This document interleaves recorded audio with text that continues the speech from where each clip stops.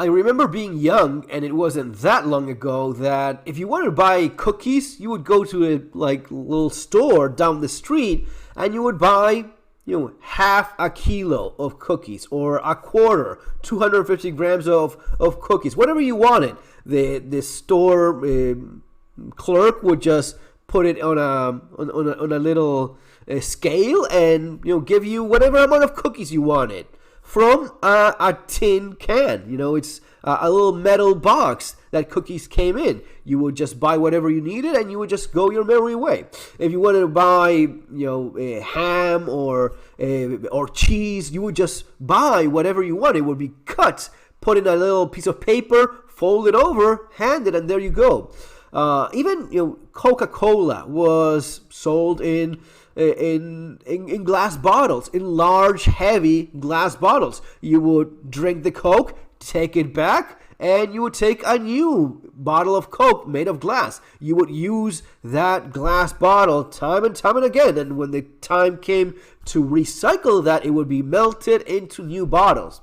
Not that complicated, worked pretty well. Then things started changing. That was no longer the case. You no longer had that option. And it's not a surprise that the industry's leaders do this time and time and again. Thinking about this stuff. We were at a moment in history in which these companies that were making a lot of money with oil suddenly realized that they had this great byproduct that they could also sell. Yes, plastic, of course.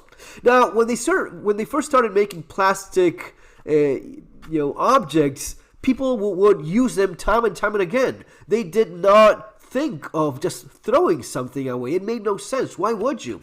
So if I have a plastic bag, I will use it a number of times until it starts breaking down. I mean, they were tough. They could resist nicely. You could use them many times. The same would go for anything else made of plastic, food containers, whatever it is. And then they realized, you know what? We could do these a little bit thinner, a little bit more brittle, and just use it as paper or tin. But convince people that they need to throw it away. That's how you end up with throwaway cups and plates and forks and knives, all made of plastic. Everything made of plastic, but make sure you throw it. No reusing anything here. Throw it away and buy new ones. I mean, even better, buy an entire bag of these things and use them time and time and again and throw them away each time you use it. Make sure you don't use it more than once. And this is the same thing all over again, but with cars. We've been convinced that the way in which you save the planet is driving a fucking Tesla, and nothing could be further from the truth. We know already that the contamination of any electric vehicle is much higher than a gas or diesel car, simply because of the way in which it's being manufactured. That giant battery not only uses slave labor, and like 80% of the products they use in terms of the lithium of the battery itself. No. You're also looking at a huge problem that now is only being addressed, which is the actual contamination. Now, this is very different from climate change. And some of these articles that I've been reading say that, well, it's a problem, we're saving the planet, but we're killing people. Because they want to make this thing about how the electric car has no greenhouse effect gases, so you're saving the planet from climate change, but you're throwing plastic into the water, air, and earth that we actually live in. That's how crazy people are these days. They will believe in the fairy tale of man-made climate change, which the climate has been changing for thousands, millions of years. And it wasn't because of us. We were not even here when that started happening, and it continues to go on. No, we just have to stop climate change, but we're not supposed to worry about actual pollution. What is actual pollution? The pieces of plastic that you breathe, drink, and eat all the fucking time, because the planet is saturated. Now, this is going to be making all of this a lot worse. Why? Because these cars are a lot heavier.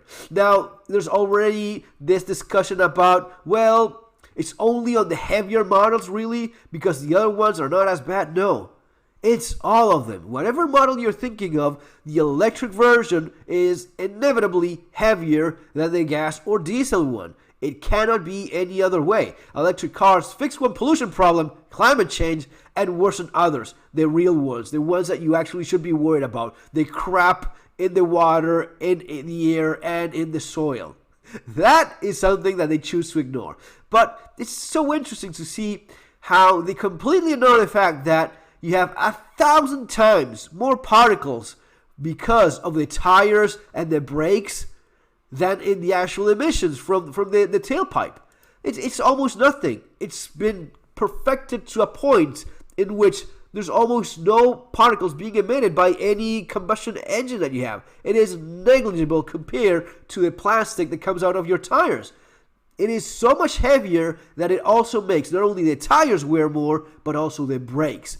All of this has serious implications for your health, and it's completely being ignored because, hey, climate change, right? That's the one thing we should be worrying about. No, not really. They ignore it completely. Due to the bigger batteries, EVs tend to be significantly heavier than their internal combustion engine counterparts. Volkswagen's e-Golf, for example, is about 400 kilograms. That's almost half a ton heavier than the gas-powered Golf. That's added weight rests on the car tires, so EVs need tires that are sturdier, and they still wear out more. But it's not just that. This is incredible. The study comes from the emission, and this is from Green Car Report. I'm going for a pretty lefty outlet. It first began sounding the alarm in 2020, publishing a study showing that the tire wear particle emissions were 1,000 times worse. 1,000 times worse than the tailpipe emissions. Of course it is. It's a matter of common sense. You have a big-ass, heavy car. Even if it's small, even in a smaller one, just because of how much more weight it has, these wear out a lot more. Same goes for the brakes. And it's not just the weight. It is the torque that so much is being talked about, and sometimes people actually love the idea. Oh, it has so much torque. Well, that torque also means more wear on the tires. But wait, there's even more. This is the gift that keeps on giving. 1,000 pounds to a mid-sized vehicle and increased tire wear by 20%. Also, Tesla Model Y generated 26% more tire pollution than a similar Kia hybrid. EVs' more aggressive torque, which translates into faster acceleration, is another factor that creates more tire particles mile per mile compared to similar internal combustion engines. This is a fact. It's not up for debate. But you know what's the cherry on top and syrup all over this shit show? Well, the potholes that you have because of these fucking heavy things. It's a matter of common sense. The heavier the car, the more wear and tear you will have on roads. Being significantly heavier. And imagine with all of the cars, all of them now being, 20, 30, 50% heavier or more?